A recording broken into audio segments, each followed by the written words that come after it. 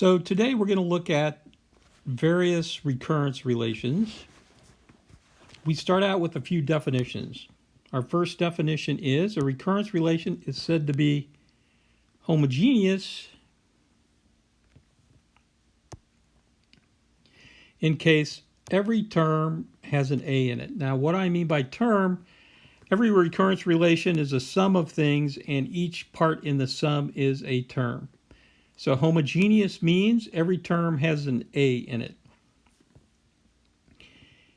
It's linear if each term has at most one A in it. It's constant coefficient if every coefficient of the A terms are just numbers or constants.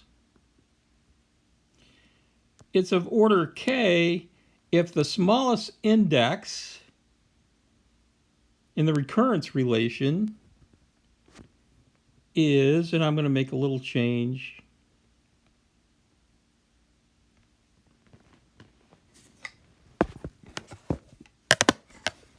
n minus k.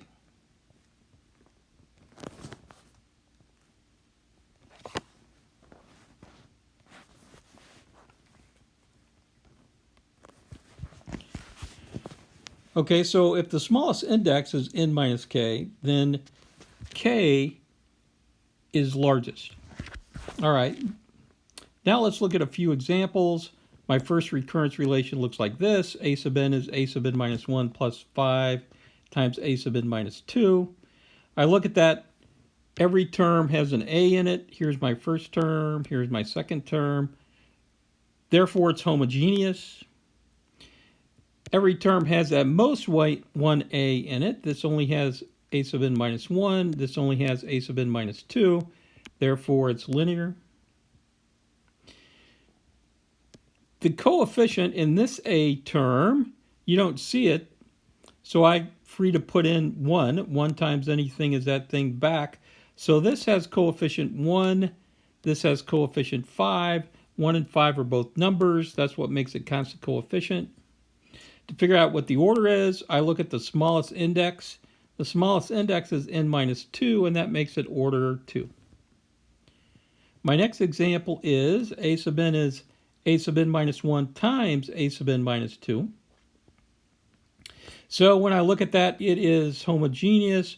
Why? Because every term has an A in it. I have only one term, and that term consists of a sub n minus 1 times a sub n minus 2. So it is homogeneous. You will notice it is not linear because to be linear, each term has at most one A in it, but this term has two A's. It is constant coefficient because the coefficient of this term, which you don't see there, we can assume to be 1. It is of order 2. Why? Because again, the smallest index is n minus 2. My next example is a sub n is n times a sub n minus 1 plus 6 times a sub n minus 3. If I look at that, it's homogeneous. Why? Each term has only one A in it.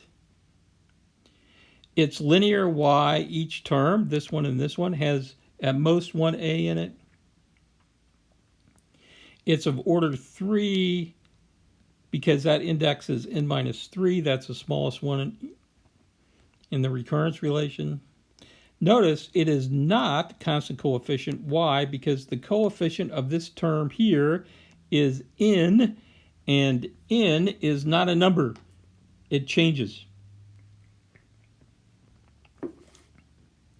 Our next example, a sub n is a sub n minus 2 plus 6 times a sub n minus 4. Plus, and then I have this other term, n plus 2. All right. This one is not homogeneous. Why? Because here's this term, n plus 2. It doesn't have an A in it. And every homogeneous recurrence relation has to have an A in it. It is linear. Why? Because each term, there's one term, there's one term, there's one term. Each term has at most one A in it. Now the last term has no A's, but that's at most one. It's constant coefficient. Why? Because the coefficient of the a's, again, here, the coefficient of this term is 1, coefficient of this term is 6. It is of order 4. Why? Because the smallest index is n minus 4. Finally, I look at the example. A sub n is n times a sub n minus 1 plus 6 times a sub n minus 2 plus 5. I look at that. It's not homogeneous. Why? Because it has this 5. It is linear. Why? Because every term has at most one a in it. This has no a's in it, but that works. It is not constant coefficient, again, because the coefficient of this term is n, and n is not a number. It is order 2 because the smallest index is n minus 2. All right, so that's what homogeneous, linear, constant coefficient, and order k means. These definitions, in fact, are not in the book, so that's why I put them in here. In the next video, we're going to look at trying to solve a special recurrence relation that fits all of those definitions. So we're going to try to solve linear, homogeneous, constant coefficient recurrence relations of order 2. So that's all I want to talk about in this video. Have a good day. Bye.